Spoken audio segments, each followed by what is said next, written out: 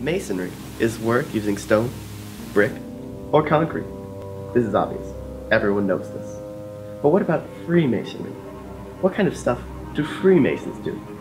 And how much influence do they have in our government? These answers and more can be discovered by watching this short, amateurly produced, very well produced video.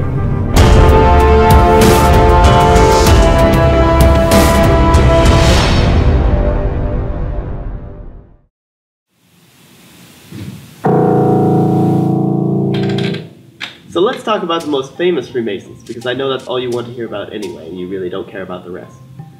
Some of the most famous Freemasons include George Washington, Jay-Z, Benjamin Franklin, good old Benny G, Mozart, Winston Churchill, FDR, John Elway, Walt Disney, and not one, but all 7 Ringling Brothers.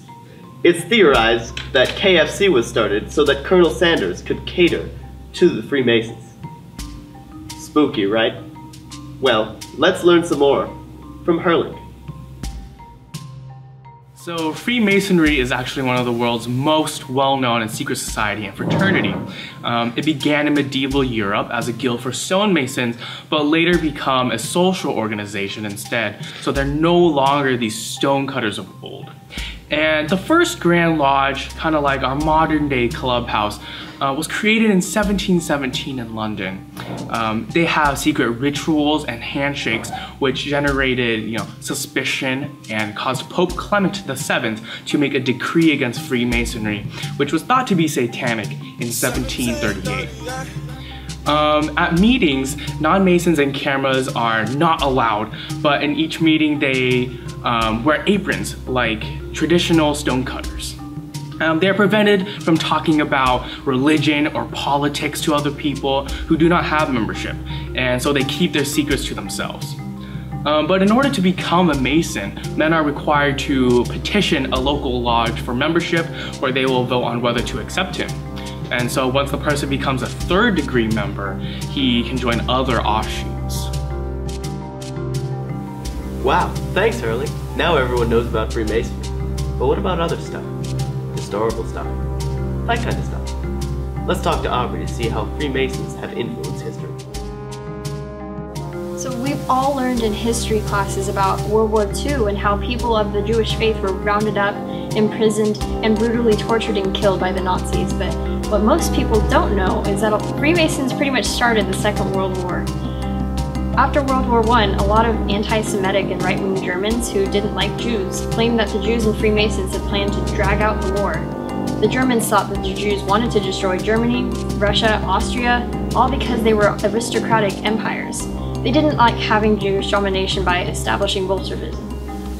The people that didn't like Jews actually argued that Freemasons had training to become artificial Jews in Masonic lodges, and they said that Freemason initiation and rituals trained Christian members to be artificial Jews, and they condemned Jewish support of emancipation for bringing alien influences into German culture. Hitler expressed his hatred of Freemasonry in his Mein Kampf. This started a big fuss in the government, and in the early part of 1934, the chief of the Nazi Party court system actually ruled that Masons who did not leave their lodges prior to January 30th, 1933, were not permitted to join the Nazi Party. Basically, the United States government, which has always been headed by Freemasons, got pretty scared of all the persecution that was happening from their fraternity brothers overseas, so they decided that they had to take action as soon as possible. And this was only going to take place when the time was right. But they knew that as soon as the United States had been bombed at Pearl Harbor, Hawaii, the time was right. They knew that the brothers called, and the Second World War started. I, for one, am appalled, but also interested. So let's hear some stuff from Emilee, particularly about the Denver airport, because the Denver airport is weird, but the Freemason kind of weird, not the funny kind of weird. Even before the current Denver International Airport opened in 1995, even when it was a mere blueprint, it was the subject of countless conspiracy theories. To this day, the notoriously bizarre airport is shrouded in secrecy, riddled with weird statues and creepy art, and abounding in myths. There are some crazy conspiracy theories surrounding the airport's true purpose, many of which stem from the airport's confusing origins. To start with, People don't understand why Denver Airport was built in the first place, since there's a fully functioning one closer to downtown. It's also enormous. The airport is twice the size of Manhattan and was $2 billion over budget. The airport also features a plethora of creepy art and strange decor that people don't understand. It's famous for its terrifying 32-foot-tall statue of a giant horse with fiery glowing eyes, a possible homage to Death, one of the four horsemen of the apocalypse found in Revelation. Even creepier, the red-eyed statue, called Blue Mustang, killed its sculptor, Luis Jimenez. It fell on him and severed an artery. Inside the airport, there are also murals of a devil jumping out of a suitcase, as well as a statue of Anubis, the ancient Egyptian god of death. Some of the most controversial murals have now been removed, but they featured a character that resembled a Nazi officer in a gas mask, children in front of a burning building, and kids gathered around a knife. Some conspiracists point to the fact that the airport was built by a mysterious group. A dedication marker and plaques around the airport maintain that it was funded by the New World Airport Commission and feature Masonic symbols, but a little digging shows that no such group seems to exist, which is why people believe it is actually the Nazi group, the New World Order, which has ties to Freemasonry, as discussed previously. Adding fuel to that fire is the date of the airport's dedication, March 19, 1994. You add those numbers together, 1 plus 9 plus 1 plus 9 plus 9 plus 4, you get 33, the highest level one can achieve in Freemasonry, and that number represents perfection. Now that's spooky. Theories posit that the $2 billion the airport went over in budget went into building the Freemasons' headquarters beneath the airport. Allegedly, when the airport was first built, it somehow screwed up the first 5 buildings. Instead of removing them, they're said to have been buried. Which sounds like a pretty swank underground lair. Other conspiracists claim that the airport is hiding underground tunnels and secret bunkers meant to house world leaders in case of some sort of disaster or apocalypse. Apparently, when the airport was first built, it has a newfangled automated baggage system in its bowels, but the system never worked. Despite its astronomical cost and the amount of space it takes up, it was never fixed. So many believe it was a way to cover up the existence of multiple tunnels leading to an underground bunker, a bunker created for the use of the Freemasons that built it. Chilling. Simply chilling. Must be cold. This whole airport situation seems like it's quite a kerfuffle. Why would that much money be getting pumped into an airport of all places? Of course! Money, cash, dollar bills!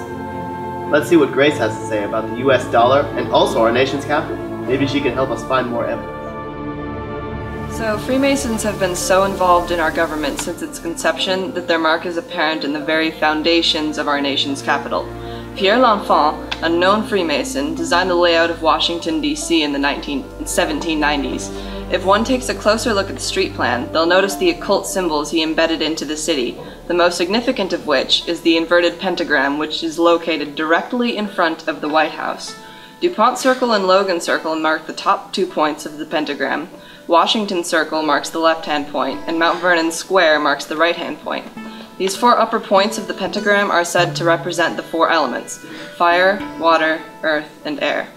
The bottom point of the pentagram represents the spirit of Lucifer.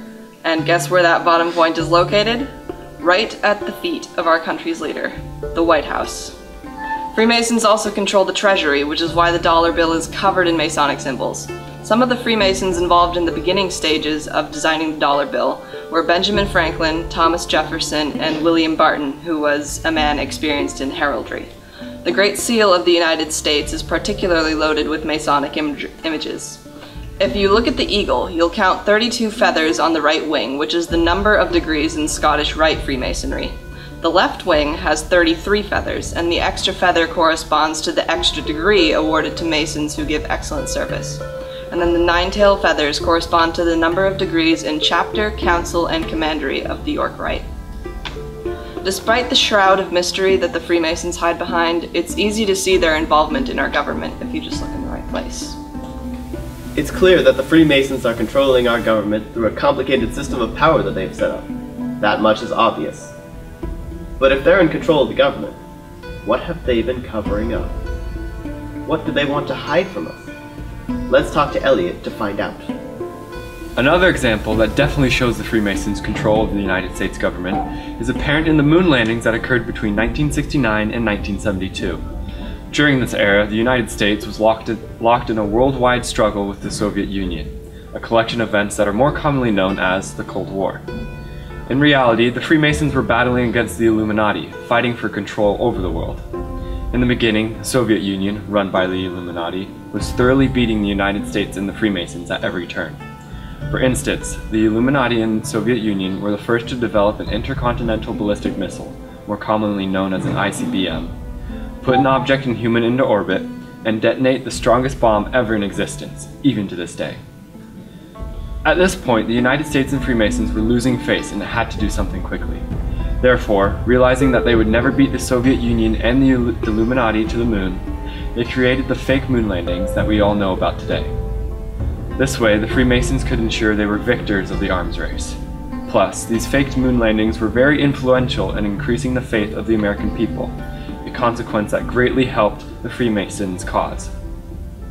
One way you can tell that the moon landings were faked is by simply playing the released footage at double speed. It looks as if the astronauts are just jogging in a very weird fashion across the dusty floor. This is because they are. The released footage was doctored to half its original speed in order for it to look like the astronauts were on the surface of the moon. Another way you can tell that the moon landings were faked is the fact that in some pictures, the American flag is moving as if it was flapping in the wind. There is no wind or air in space that can cause a flag to wave. This proves that the footage was shot on Earth in a studio. Another fact that proves the moon landings were faked is the fact that in order to stay cool, the astronauts with the access they had to technology at the time would need air conditioning units the size of building windows. Units way too big and heavy to carry around on even the moon's surface. Finally, if you notice, all the pictures taken by the astronauts are perfect, and yet their cameras were mounted on their chests with no sights. How in the world could they have done that? Of course, how could we have been so blind? Freemasons are obviously in total control and set the course of world events. The word events happens to have 6 letters, if you notice. If you multiply that number by 3, the favorite number of the Freemasons, you'll get the number 666, the number of the devil. Freemasons are theorized to be devil worshippers, with many references to Satan and a healthy meal of pentagram cereal sprinkled about their workings. With the breadth of evidence seen here, it's difficult to deny that the Freemasons are not simply people who work freely with stone and or brick. They are the shapers of the world.